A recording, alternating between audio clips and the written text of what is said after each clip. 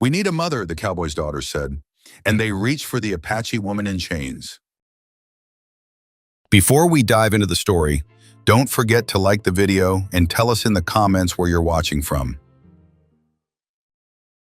The town of Birch Point sat quiet under the thinning late-afternoon light, its narrow street lined with weathered wooden fronts, hitching posts, and the uneven shadows of buildings that had been standing longer than most of the people inside them. A dry wind moved across the road, carrying dust that clung to boots, coats, and a few wagons still circling for trade before evening. The noise was low, made up mostly of subdued voices and the distant hammering from the blacksmith's yard. John Calder stepped out through the wide doorway of the blacksmith shop, adjusting his coat after a long conversation about tools needed for winter repairs. He carried himself with the quiet heaviness of a man who spent more time thinking than speaking. His hands bore rope burns and scars from years of ranch work, and his face showed the calm endurance that came from raising 2 children alone. His wife had died shortly after their younger daughter's birth, and every task since then had revolved around keeping the ranch stable and keeping his daughters safe from a world that did not always welcome them kindly.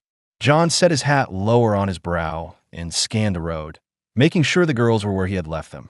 He saw them standing near the watering trough across the street, their small figures pressed close together. Lila, the older one, held herself cautiously, her shoulders drawn tight whenever she was unsure of something. June, younger by 2 years, leaned forward with open curiosity, barely noticing the dust collecting on her boots.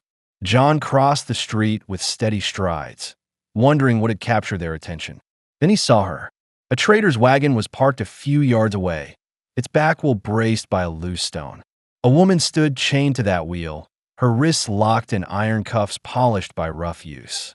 She looked to be in her mid-20s, maybe a little older, and though her clothing was torn and the beadwork was damaged, the craftsmanship made clear she belonged to an Apache band from farther south.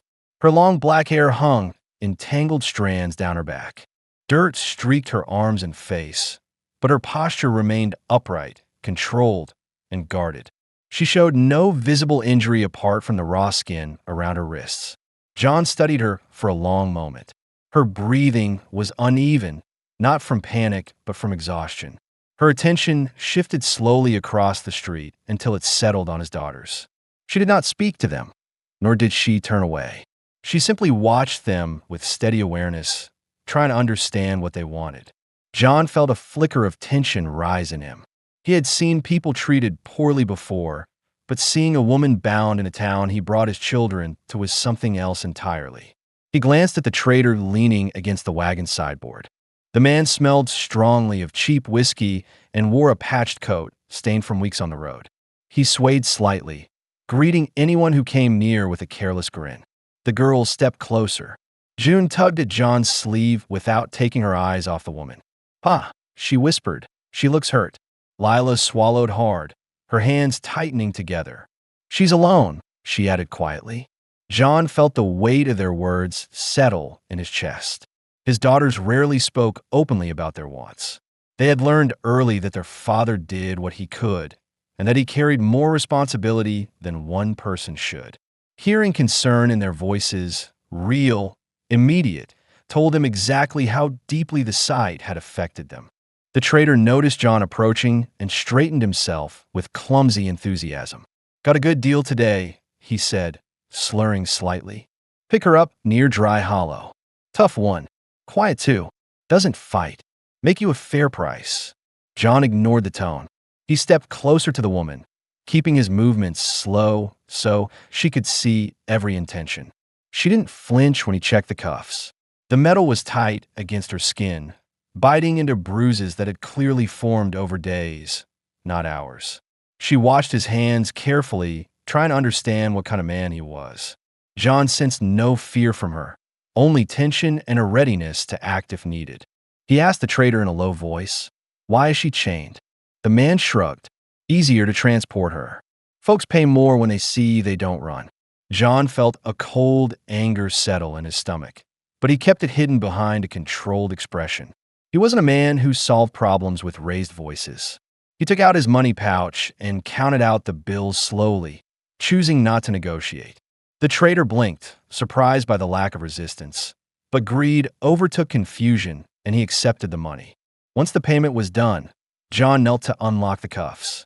The woman watched him carefully, waiting to judge whether this was another exchange of ownership or something else entirely. John worked the iron loose with steady fingers, avoiding any sudden movements.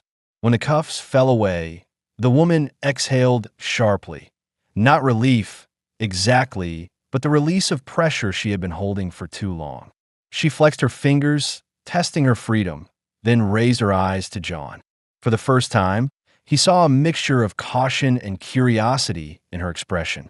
She was trying to decide whether she could trust him enough to follow him out of town. John turned to his daughters. "Get the spare blanket from the saddlebag." They hurried to obey. The woman stood still, measuring every detail of the moment. The children's movements, John's tone, the road stretching out past the last of Birch Point's buildings. She seemed ready to run if she sensed deception, yet too weak to make it far. John guided her toward his horse. She followed without leaning on him, though it was clear she forced each step to remain controlled. Her body showed signs of dehydration and strain, but her discipline never broke. Once mounted, she sat behind him with her hands lightly gripping the saddle horn for balance. She didn't touch him otherwise. John respected that and kept his posture steady so she would not lose footing. The girls rode beside them on their small mare, glancing at the woman repeatedly, as if still unsure whether she was real or something the town would take back at any moment. As Birch Point faded behind them, the woman lifted her head, studying the open land ahead. She had no idea where they were going, yet she stayed on the horse without hesitation. John felt the familiar tension of responsibility returning. The same feeling he had carried since the day he became both father and mother to his girls. Bringing a stranger onto his land was a decision he would have avoided under ordinary circumstances. But today wasn't ordinary. Today he saw something in the woman's endurance that matched the quiet strength he tried to teach his daughters. His main mission had always been simple: protect his children, maintain the ranch, and keep his family together in a world that didn't make any of it easy. Now, unexpectedly, another responsibility rode behind him. And as the sun lowered behind the hills, John's instinct told him the decision he had made would change the shape of their lives in ways none of them could see yet. The trail to John Calder's ranch stretched across open land where dry grass moved in uneven patches and the last hints of sunlight slid across the earth in long, fading strips. The ride from Birch Point was slow, not because of distance, but because John wanted to avoid jostling the woman seated behind him. He could feel her maintaining careful balance, shifting her weight only when the horse changed pace. She hadn't spoken once, yet her awareness sharpened whenever they passed a bend or a break in the terrain. John glanced back only once, enough to confirm she was still steady. Her grip remained tight on the saddle horn, but her posture did not waver.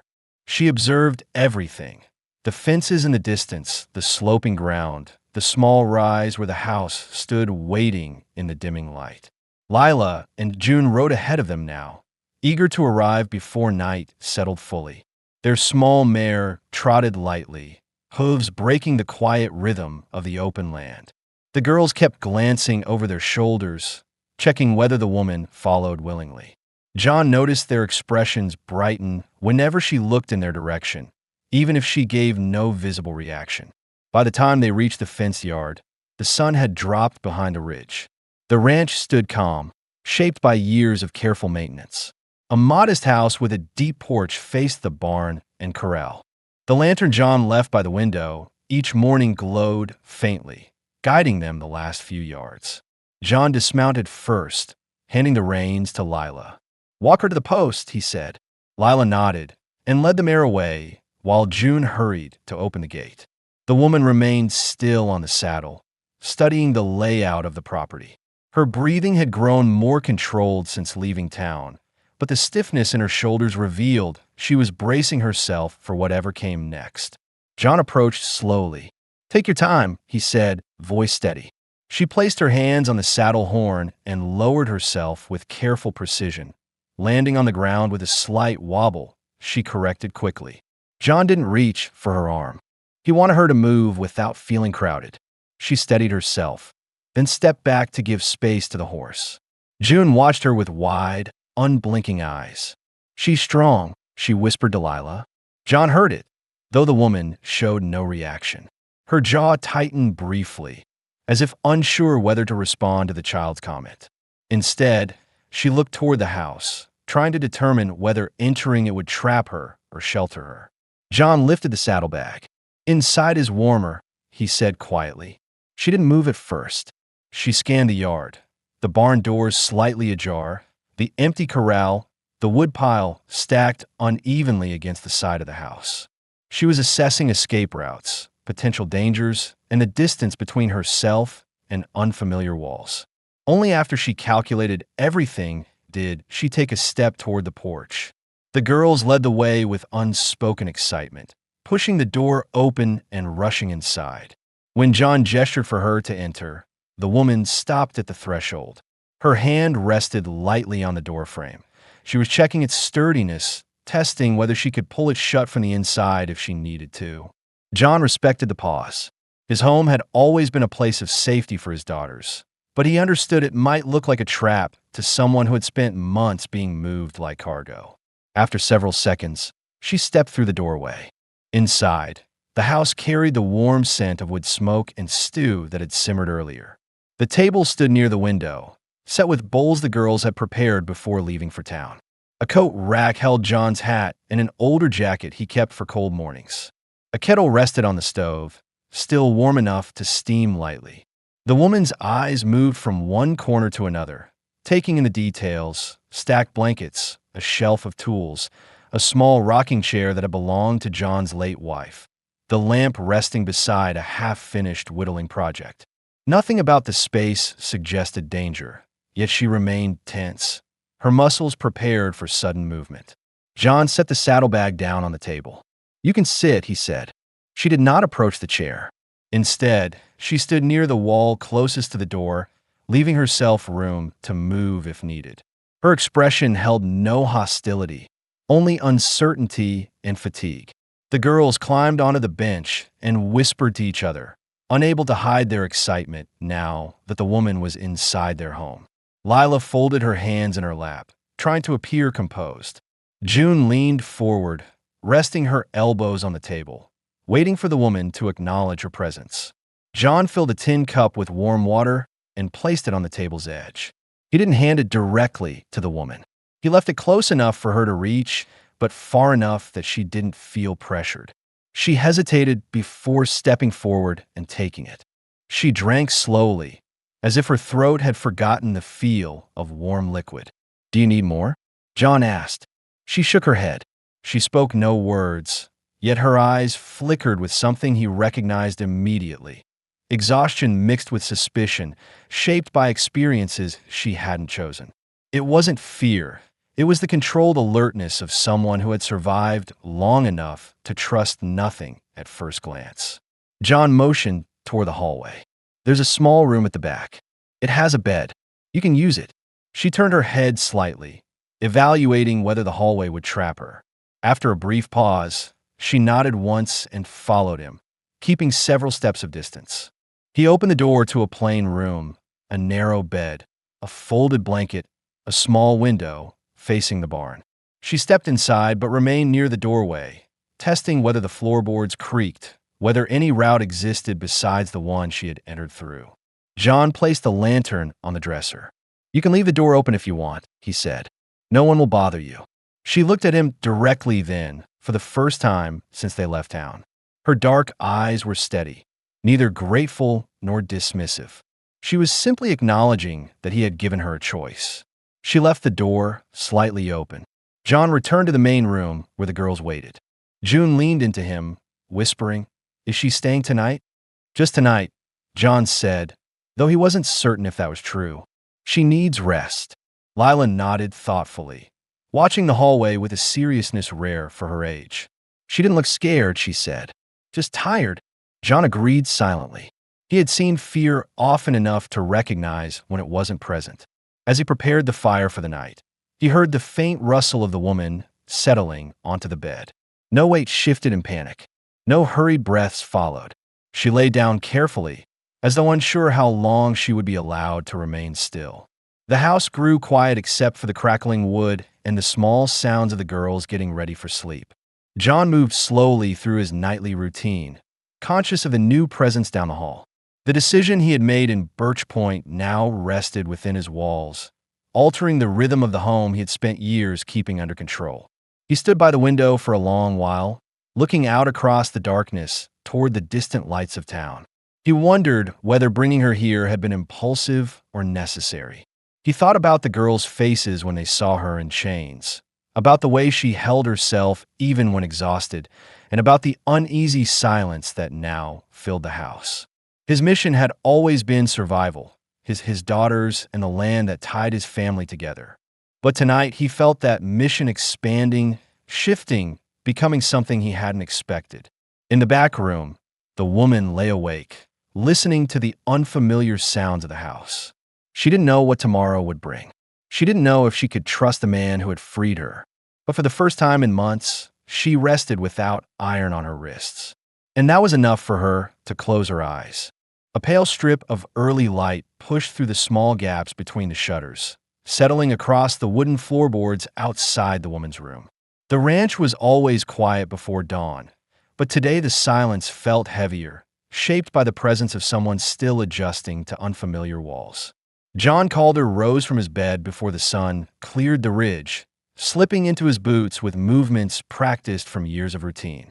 He paused outside the girls' room to hear their breathing, then made his way toward the main room. He noticed immediately that someone else was awake. The door to the spare room stood slightly open, exactly as it had been left the night before. Inside, the woman sat at the edge of the narrow bed, her posture rigid, her hair falling over her shoulders in a tangled curtain. She hadn't slept deeply.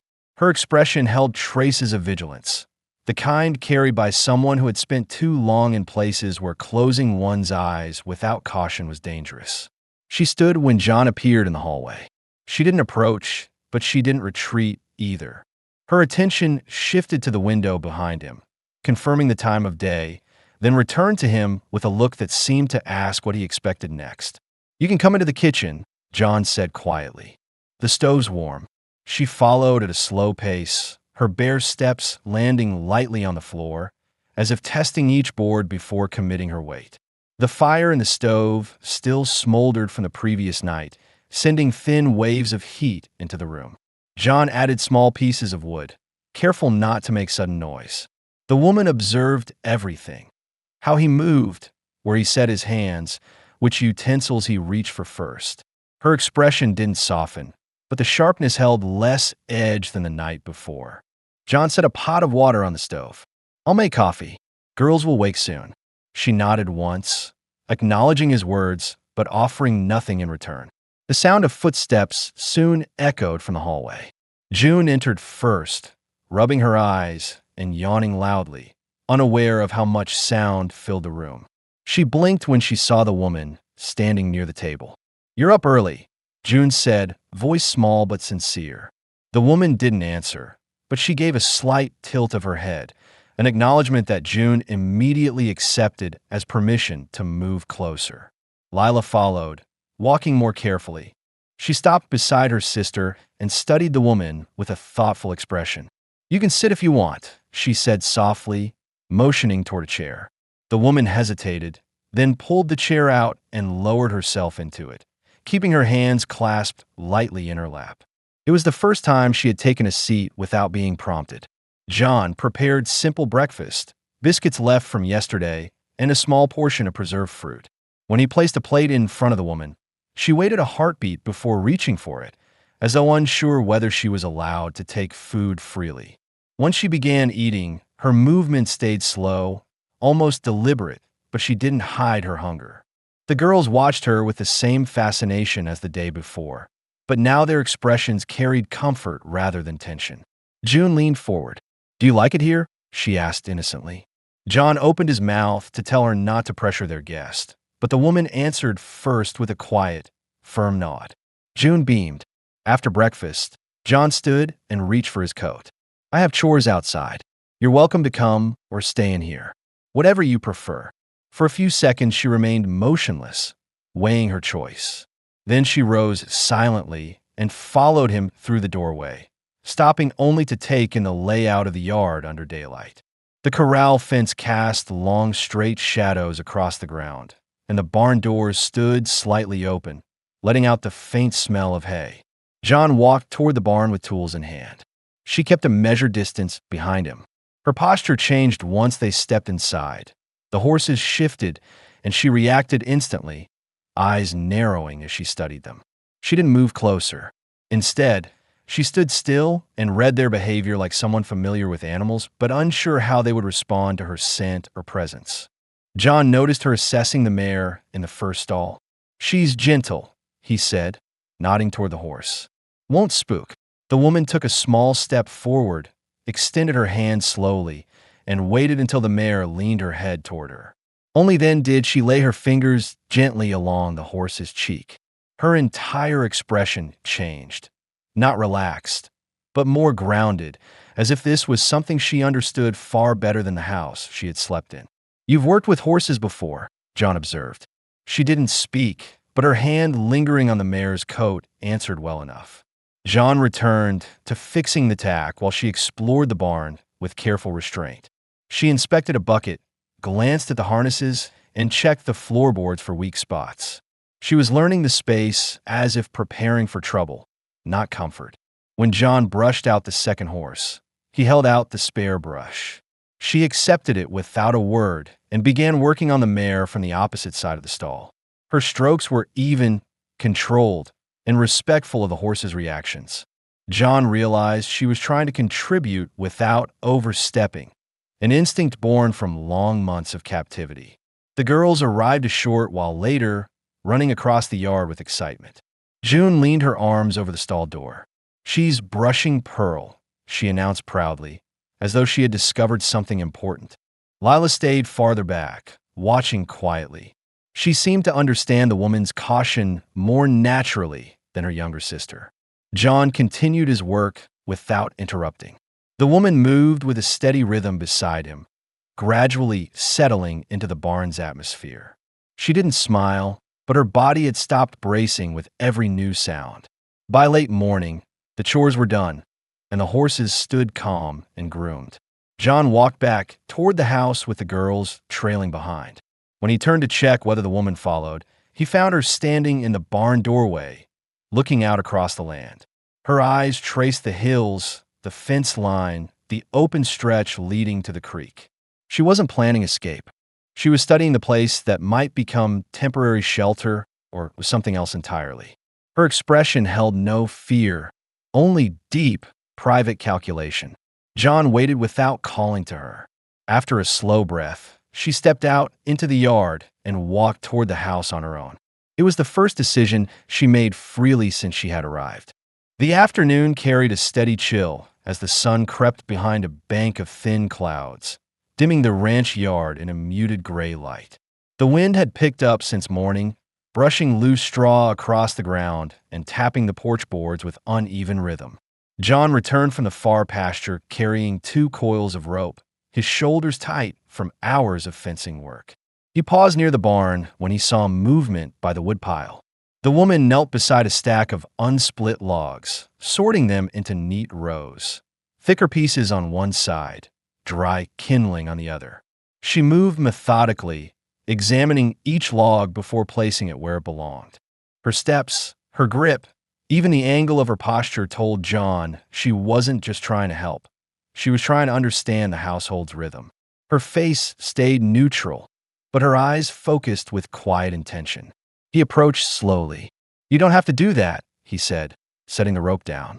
She looked up just long enough to register his presence, then continued arranging the wood. She didn't dismiss his words. She simply chose to continue the task. Her breathing remained steady, showing she wasn't working from panic or desperation. She wanted structure, something predictable, something that didn't depend on anyone else's mercy. John didn't interfere. Inside the house, June's laughter echoed faintly through an open window, followed by Lila's softer voice urging her sister to keep things quiet. The woman's attention flicked toward the sound for only a moment. But in that brief motion, John caught a hint of guarded curiosity, as if she was slowly learning what it meant for a home to hold children's noise. She stood once the rows were complete. The wind tugged at her hair, revealing the side of her face still marked by recent hardship. John noticed the way she touched her wrist unconsciously, a gesture so quick most people would have missed it. He understood it for what it was, a reminder of skin that had only just been freed from iron. "Come inside when you're ready," he said. "Girls are making a mess of supper." The corner of her mouth twitched, not a smile, but the faintest response to the noise drifting from the kitchen. She wiped her palms on her torn deerskin skirt, brushed sawdust from her knees, and followed John toward the house with careful, balanced steps. Inside, the room was warm and cluttered. June stood on a stool near the stove, stirring a pot of beans with more enthusiasm than skill, sending small bits of sauce onto the stovetop. Lila sat at the table peeling potatoes with precise movements, her brow furrowed in concentration. They both froze when the woman entered. Lila glanced at John for approval. John nodded, and she returned to her work with renewed focus. The woman's eyes moved across the kitchen slowly, measuring each detail: the stove's heat, the knives' placement, the steam drifting from the pot. Her body tensed for a moment, sensing too much activity in a small space, but the sound of June's cheerful humming steadied her. John pulled out a chair. She hesitated, then sat, keeping her hands folded on the table. Lila placed a peeled potato near her and slid a spare knife across the wood surface.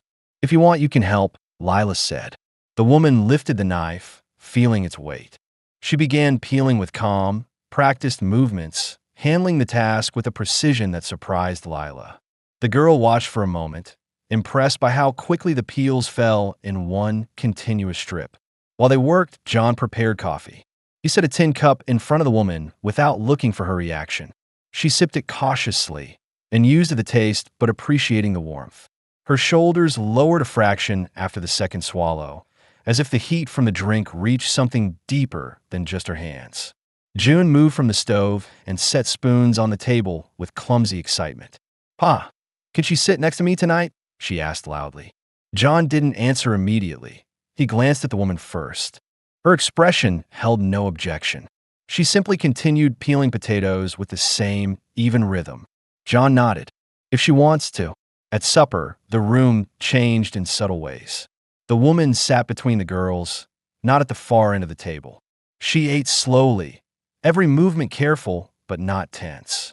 June spoke without fear, showing her a carved wooden rabbit she had made weeks earlier.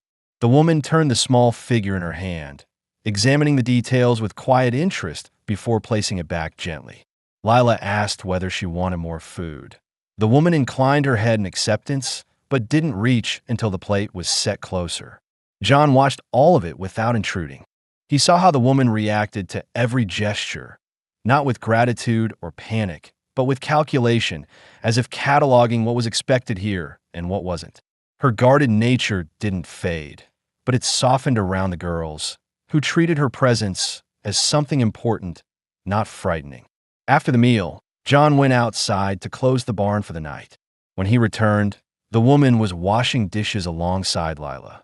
She rinsed each plate carefully, ensuring no crumbs remained, stacking them with strict order.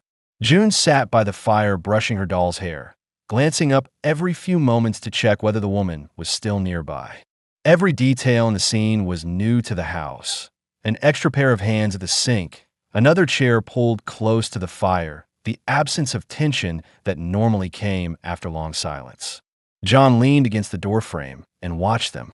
For the first time in a long while, he didn't feel the familiar weight of trying to manage everything alone.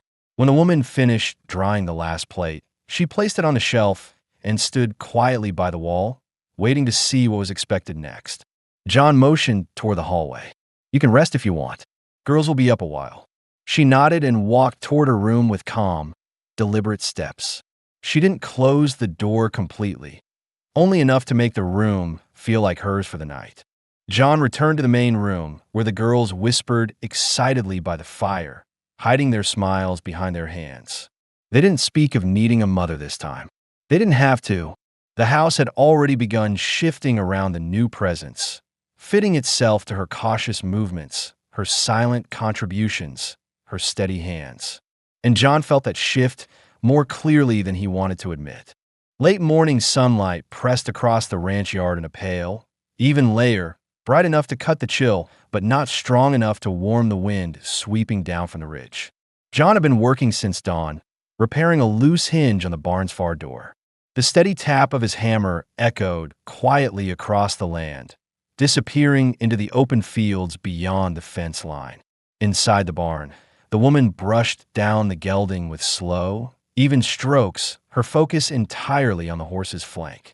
The animal stood still under her attention, flicking its ears occasionally, but showing no discomfort. Her steady movements revealed familiarity. Her wrist turned gently at the end of each stroke, her stance shifting for balance in a way only someone accustomed to caring for livestock would know. She kept her breathing measured, exhaling softly whenever dust rose from the coat.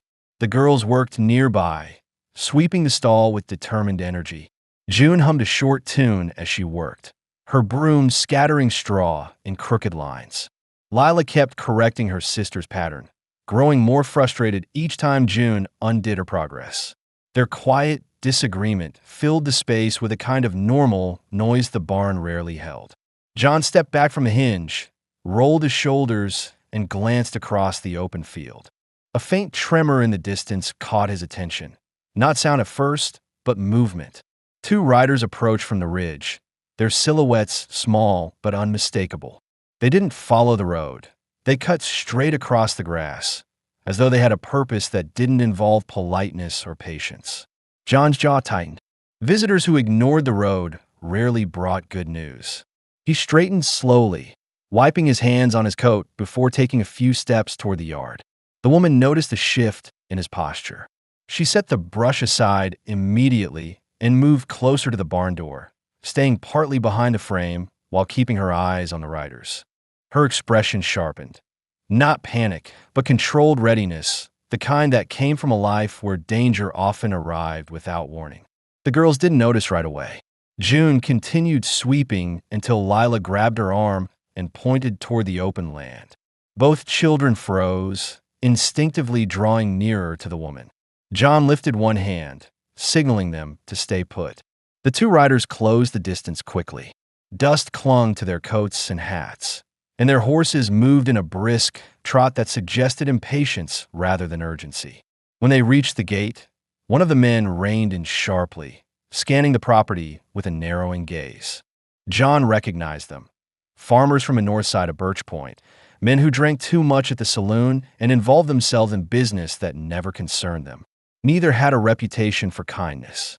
"Calder," the taller one called out, sliding off his horse. "Heard you brought something home yesterday." John approached with controlled steps. "Something?" he asked, keeping his voice level. The man snorted. "That Apache woman from the trader. Word travels fast. Folks are talking." John stood still. He didn't raise his voice, didn't show irritation, but the tension in his shoulders made his stance unmistakable. "Not your concern." The second rider remained mounted, resting his hand on the saddle horn. "Town doesn't like surprises," he said. "Last thing we need is trouble because you decided to be generous." John's jaw tightened further. "She's resting. She isn't harming anyone." The taller man stepped closer, lowering his tone. "You don't know what she'll do. Her people." The sound of straw shifting interrupted him. The woman had stepped halfway into view, not hiding, but not fully exposed either. Her posture was steady. She placed herself slightly in front of the girls, shielding them without making it obvious. The men's eyes snapped toward her. Their expressions tightened, some mix of uncertainty, discomfort, and simmering prejudice. "She should go," the mounted rider muttered, "before someone gets nervous." John's voice dropped. "She stays." The taller man scoffed. "Pa thinks you've lost your mind. Says you're risking your daughters for someone you don't know." John didn't blink. "My daughters are safer here than talking to you." The comment halted the conversation. The mounted rider shifted uneasily in his saddle. The taller man took a slow breath, realizing the line he had crossed. We'll be back if town decides something needs doing, he said finally. You won't, John replied. The riders exchanged a look, uncertain whether pushing further was worth it. After a long pause, they turned their horses and rode off without another word, disappearing over the ridge in a trail of dust. The yard fell quiet. The woman remained still, her gaze fixed on the line of hills until the riders were fully gone. Her breathing, steady until now, deepened as tension eased from her spine. She watched John carefully, studying the way he lowered his shoulders only after danger had passed. John exhaled through his nose. He turned toward the barn. They won't come back, he said, though he knew she wouldn't take that as assurance. She didn't react to the statement, but her posture softened slightly. Lila stepped closer to her. Are you all right? She asked. The woman looked down at the girl with a quiet intensity. She nodded once, slow and deliberate. John motioned the girls inside. Wash up. Lunch is almost ready. They obeyed quickly, glancing back at the woman as they went. Once the children disappeared inside, John approached her. You didn't have to come out, he said. She lifted her chin slightly. It was the closest she had come to explaining herself. She would not hide from those who wished her harm, not on a day when suspicious eyes were watching and not in front of the children.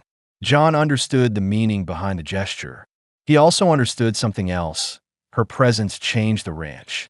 Not because she demanded space, but because the world outside responded to her existence with suspicion and impatience.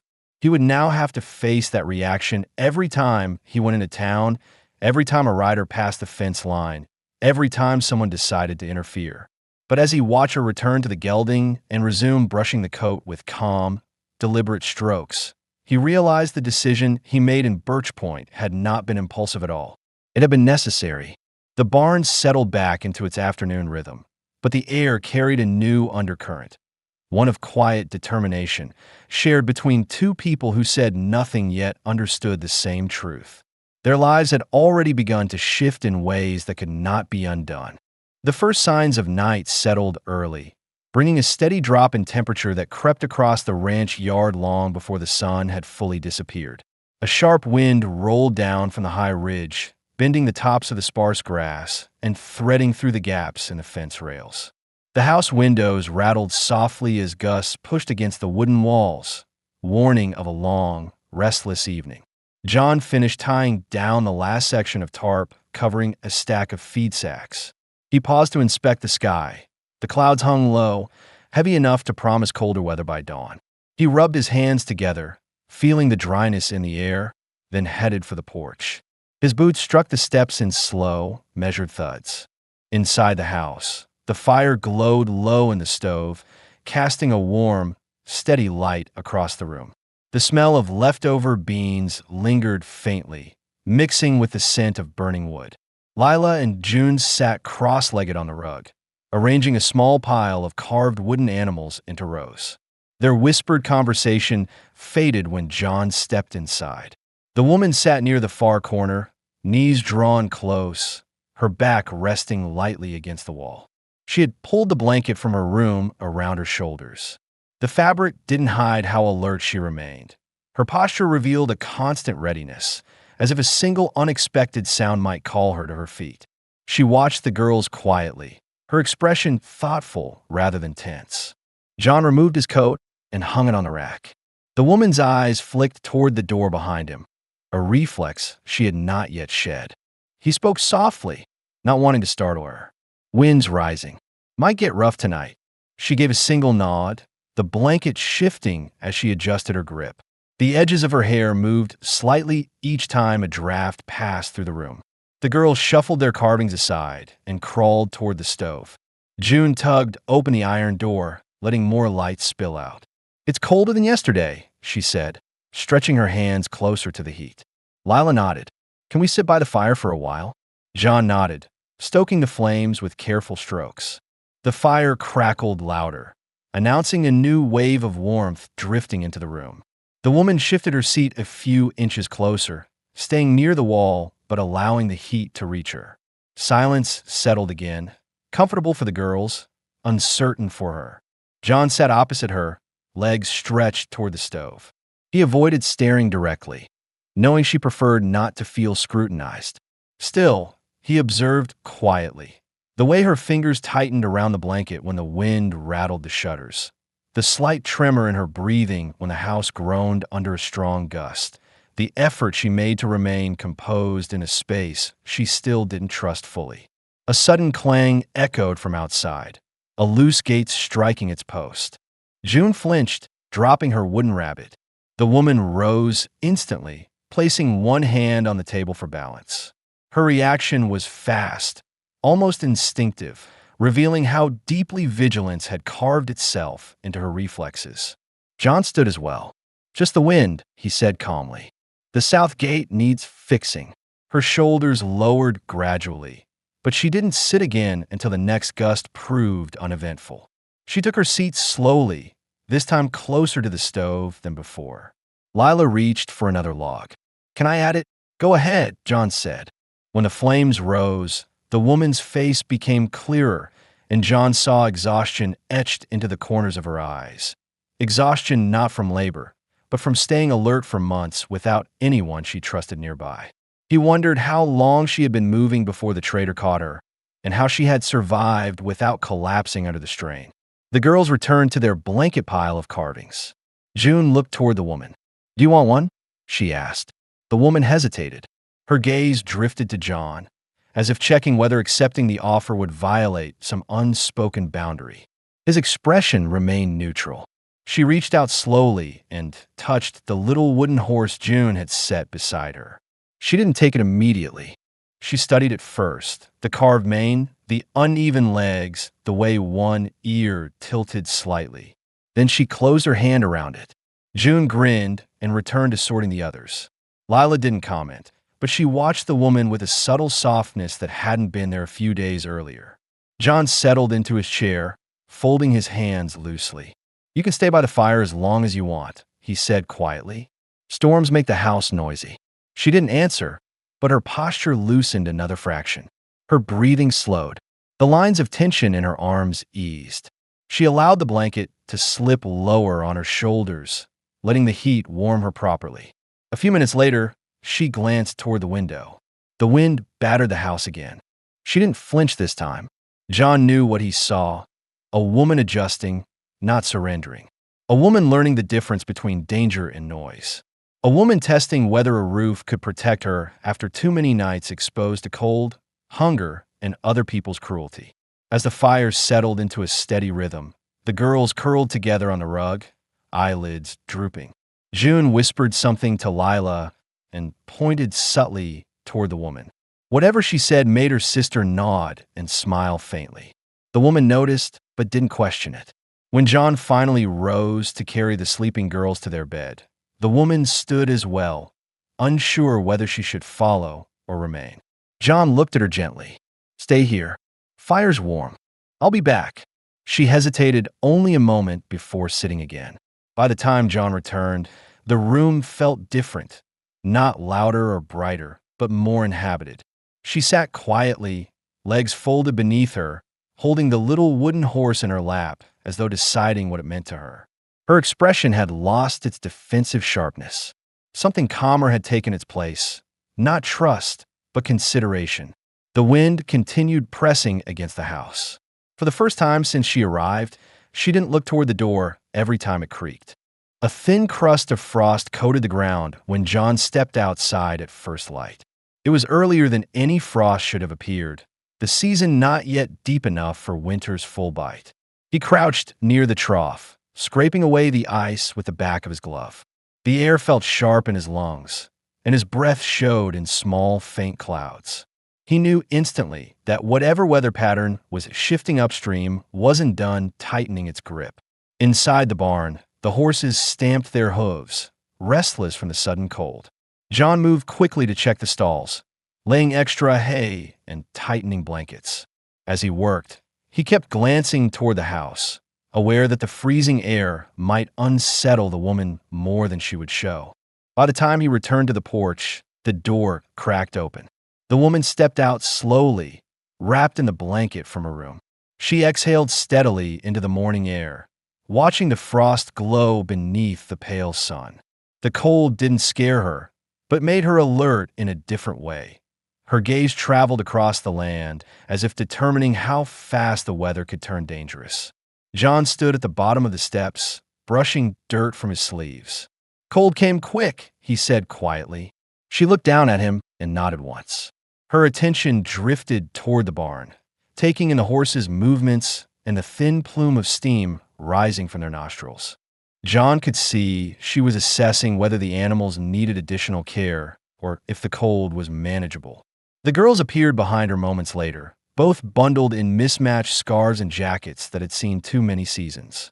June tugged on her sister's sleeve. "It's freezing," she complained, rubbing her hands together. Lila folded her arms. "It'll get worse."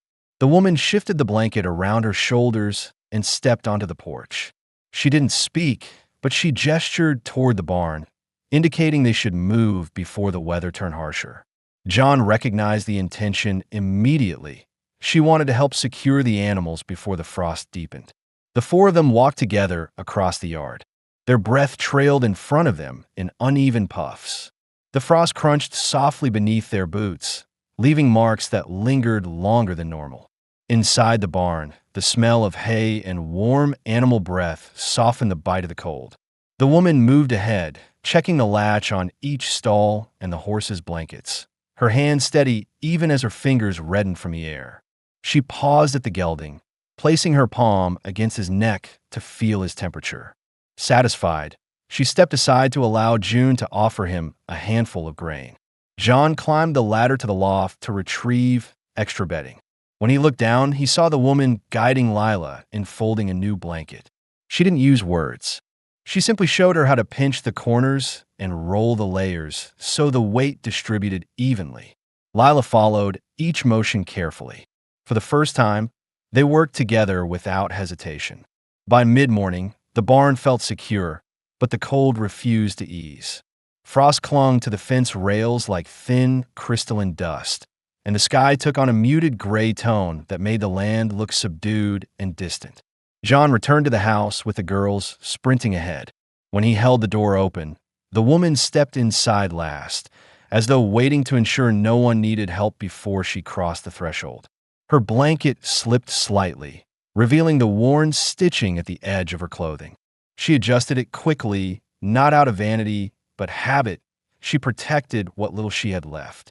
Once inside, she walked to the stove and held her hands close to the heat. The girls followed, sitting on the floor near her feet. The warmth drew a slight shift in her expression, almost relief, but quieter, as if she wasn't used to admitting when she felt comfort. John placed a pot on the stove, filling the room with the slow, bubbling sound of heating water. "Storm's moving in tonight," he said, keeping his tone steady. "We'll need to stay close." She listened without looking away from the fire. Her shoulders rose and fell in a controlled breath. She understood what storms meant on open land: noise, darkness, unpredictability. None of it frightened her, but all of it demanded readiness. Lila broke the silence. "Do storms bother you?" The woman lowered her gaze toward the girl. For a moment, she didn't respond. Then she shook her head gently. It wasn't a denial. It was an acknowledgement that storms were simply part of life, not something to fear. John watched the exchange carefully. Her answers were still guarded, but they were becoming responsive rather than defensive. That difference, however small, mattered. Later, when the water boiled and the room warmed, John set out bowls for midday meal. The woman helped without instruction, adjusting the placement to make room for the girls and retrieving a spare cup for John. Her movements were precise, showing she was learning the house's layout and rhythm. While they ate, the wind outside rose in slow, steady surges. The shutters trembled slightly. The girls ate faster than usual, glancing at the window every few minutes. John kept his voice calm to steady them, asking about chores and small tasks. The woman ate quietly but observed everything.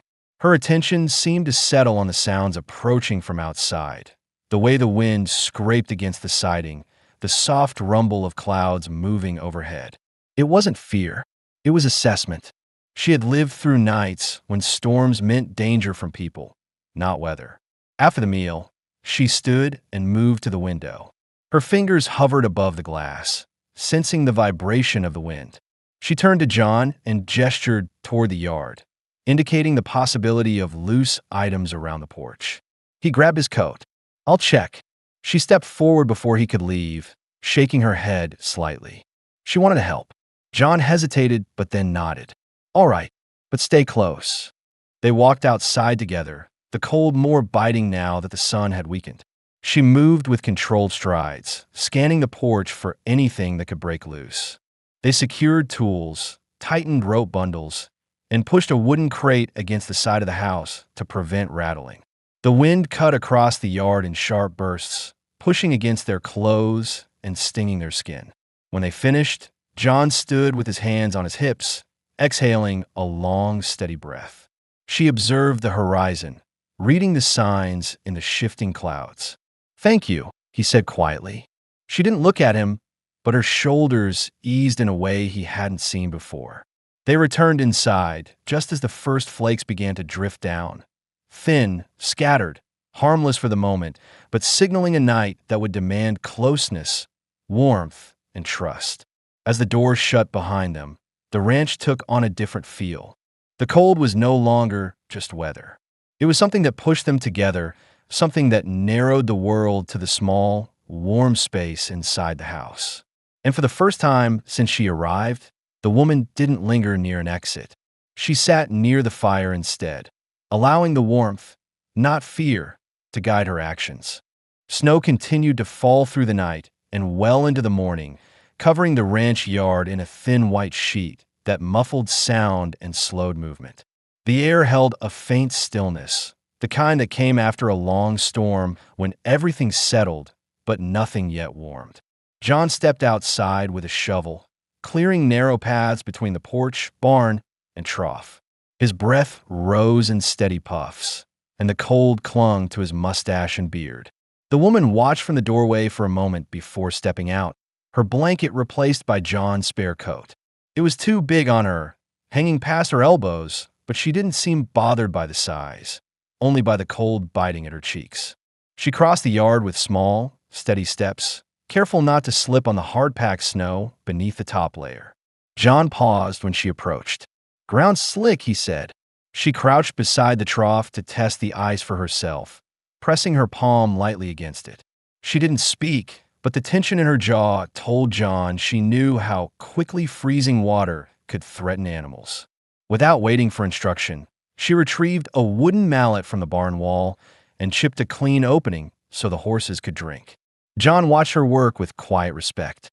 Her movements were efficient, completely focused, guided by survival logic rather than habit. She carried herself like someone who had lived through far harsher conditions than this ranch could offer. The girls came outside next, bundled tightly in scarves that covered half their faces. June struggled to walk in the thick fabric, kicking snow as she moved. Lila trailed behind, more cautious, watching the woman rather than the ground. "Pa," June said, pointing at the trough. She knew what to do before you said anything. John nodded. She's seen colder places. The woman lifted her eyes, acknowledging the compliment without expression. She placed the mallet back where she found it, brushing snow from her hands. Inside, once the chores were done, the stove filled the house with deep warmth. The room brightened as the fire grew, casting golden light across the table and the girls' wool blankets. The woman stood near the stove, letting heat soak into her hands. Her shoulders relaxed slightly, though her gaze kept sweeping the room as if choosing where she felt safest. John began mending a broken latch at the table. He didn't look directly at her when he asked, "You sleep all right?" She paused, unsure whether the question demanded a long answer. After a moment, she nodded once. The truth was more complicated. She had slept lightly, listening to every creak of the house, every gust of wind, but she had also slept without chains, without hostile voices, without the fear of hands gripping her wrists in the dark. That was enough for now. The girls joined her near the stove. June handed her a bundle of colored thread, tangled from playing. "We can't fix it," she said, frustrated. The woman took the bundle gently, rolling it between her fingers. She sat down and began separating each thread with slow, practiced movements. Her hands worked with calm precision, coaxing the knots loose one by one. June watched in awe, whispering excitement to her sister. Lila leaned closer, studying the technique silently. John noticed something he hadn't seen before. The woman wasn't just completing a task. She was teaching through action, letting the girls observe without calling attention to it. When she finished, she placed the thread in June's open palms. June grinned so widely her cheeks reddened. Lila stepped forward with hesitation. I wanted to ask something," she said, her voice quiet but steady. John lifted his eyes from his work. He didn't interfere. The woman turned to Lila with full attention, giving her space to speak. "We don't know what to call you," Lila said. Her brows pinched with worry, as if afraid she had overstepped. "We don't know your name." The room fell still for a moment. The woman's gaze shifted downward. Not from shame. She was deciding whether she could trust them with something personal. Her fingers tightened around the edge of her borrowed coat. She didn't move, didn't frown, but the internal conflict was clear. Names carried weight. A name meant identity. A name meant belonging to something or someone. She had not spoken hers since the day she was taken. John waited without pressure, ready to accept silence if that was all she could offer. Finally, she inhaled through her nose and spoke softly. One word, shaped carefully, carrying the quiet strength she guarded so fiercely. Her voice was rough at the edges from disuse, but steady. "My name is Ahani." Lila repeated it gently, tasting the shape of it. "Ahani," June whispered. "Ahani," almost like she had discovered something precious. John set his tools down. He studied her with renewed understanding. Ahani's eyes met his for a brief moment, and in that exchange he saw something new, an unspoken decision. She wasn't hiding now. She wasn't protecting a secret. She was acknowledging the house, the girls, and John himself as people who could be trusted with something she had kept buried. Ahani looked away quickly, almost embarrassed by the vulnerability of speaking. John cleared his throat softly. "It suits you," he said. She blinked once, absorbing the comment without dismissing it. The girls drifted back to their spot by the fire, whispering her name as if memorizing it. Ahani watched them for a long while, her expression unreadable but not cold. As the day stretched into evening, the wind eased, leaving the house wrapped in quiet. Ahani helped with supper without being asked, chopping vegetables with a steady grip, moving around the kitchen as though she already knew where every tool belonged. She didn't speak again, but she didn't retreat either. She remained in the center of the house's warmth, close to the stove, close to the girls, close to John's steady presence. When night came, she didn't pause at the doorway of her small room as she usually did. She walked in with certainty, closing the door only enough to mute the noise. John watched from the hallway, knowing something important had shifted. Ahani had not just given them her name. She had taken her first step toward belonging somewhere again. The snow began to thin by late afternoon, leaving patches of bare earth showing through the white layer. The air stayed cold, but the sharp bite from the previous days had softened, replaced by a quiet stillness that settled across the property. John stepped outside to check the fence line, pulling his coat tight as he scanned the ground for signs of wear from the storm. The rails held strong. Nothing had shifted. From the porch, Ahani watched him work. She stood with one hand resting lightly on the railing, her hair pulled back with a strip of thread the girls had given her. She had slept for the first time without waking at every sound, though she hadn't mentioned it. John had seen it in her eyes when she emerged from her room earlier. Less strain, fewer shadows. Inside, the girls argued over which carved animals belonged where. Their voices drifted through the open doorway. Ahani listened with a faint tilt of her head, adjusting her position when the wind pushed against her legs. She wasn't guarding the house. She wasn't afraid. She was simply present. John walked back from the fence with steady strides. When he reached the porch, he brushed the snow from his sleeves. "Fence is good," he said. Ahani nodded, her gaze fixed on the open land for a moment before she turned back toward the door. The storm had shifted something inside her, something subtle but permanent. She no longer eyed the horizon as if it might swallow her. She no longer kept her body angled toward an exit. She stood centered, grounded, not ready to run. As they stepped into the house together, June rushed forward holding a small bundle wrapped in cloth. "We made this," she announced with pride. Lila stayed close behind, smiling shyly. Ahani knelt slowly. "For me?" she asked, her voice quiet but steady. The girls nodded eagerly. Inside the bundle lay a thin leather cord with 2 wooden beads, one carved by June, uneven but bright, the other carved by Lila, smooth and carefully shaped. Ahani's fingers brushed over the beads with gentle attention. Her eyes softened, the way someone reacts when given something without expectation, without demand. "It's so you stay here," June said simply. Lila elbowed her sister. "We meant, so you know you belong." Ahani's breath caught just slightly. She looked up at John, unsure how to respond. Her jaw tightened, not in resistance, but in the quiet effort it took to hold emotion steady. John spoke quietly. "They mean it." The room fell still except for the crackling stove. Ahani rose, the cord held carefully in her hand. She walked to the table, set the bundle down, and turned to face John directly. For the first time since she arrived, she held his eyes without looking away. "You took me from chains," she said, voice level yet carrying a depth she rarely revealed. "But you didn't treat me like someone who owed you anything." She paused, steadying her breath.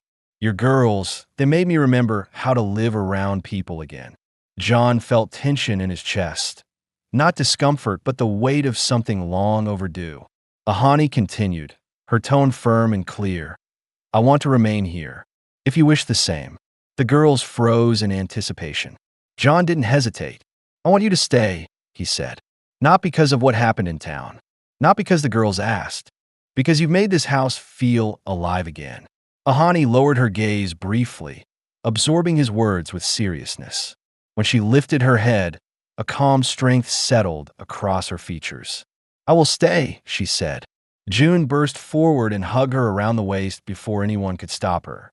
Ahani stiffened, startled by the sudden contact, but she placed her hand gently on June's back, accepting the gesture. Lila joined, more carefully, resting her cheek against Ahani's arm. John stepped back, watching the scene with a slow exhale. The house, once stretched thin and quiet, now held warmth beyond the fire's reach. That evening, the 4 of them sat together at the table for supper. The girls talked about spring chores and the animals they wanted to raise. Ahani listened, offering short answers when asked, but no longer shrinking from conversation.